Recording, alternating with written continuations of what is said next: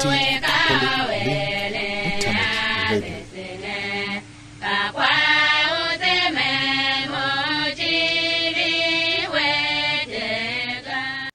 Ambana bado mushimake Kristo nya aondote we kumusha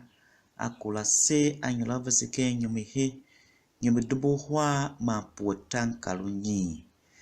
nisisu sheyiwa numa yanese sheyiwa nyumihe yanese shamkuna wakula sike nyumla sinyo ke nyumihe nyan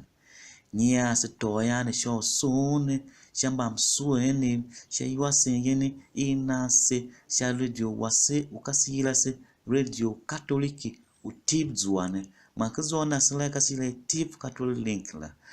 Ishuughn edue shazo baba wase baba Linus Ashibi wanshon walute wase u radio u katoliki utib ZUA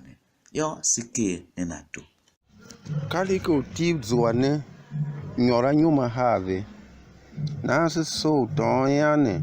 usugune panelu imongo we avese manahura yo wase umba chije ka priesti bahen diocese makudi boko ma kasna ala se fatio hungu a priesti bavene uma ve shachi kwa ondola manu brother kwa sister babe wasese orenton usewe avene sha igbenda kposo la gachi jimje kaneje nelu chaikan itomu chiviri usambe a ivange hen choitiv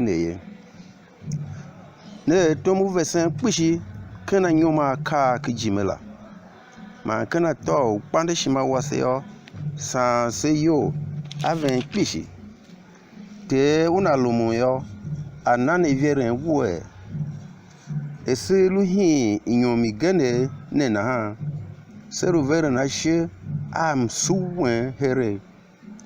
semba ren tomtun sha nongun usegberen assemble ka kan duati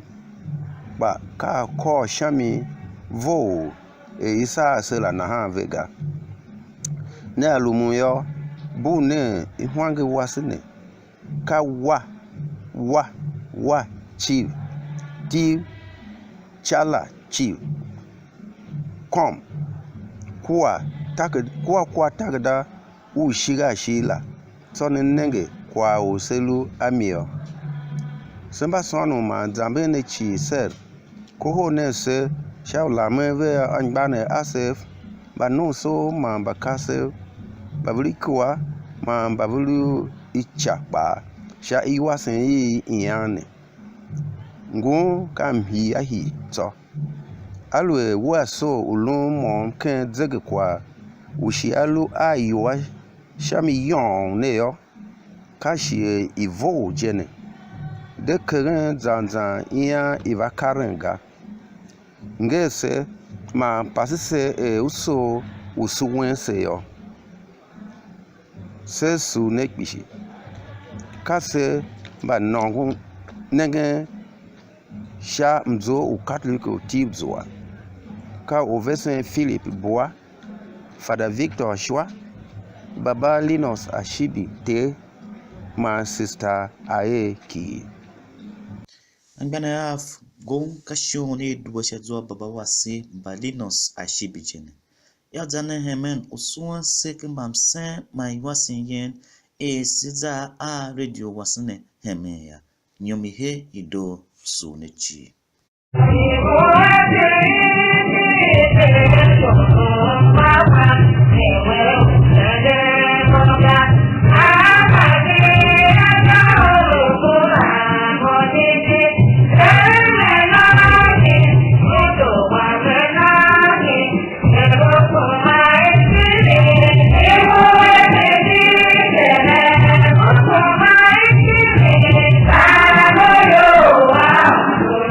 Thank you.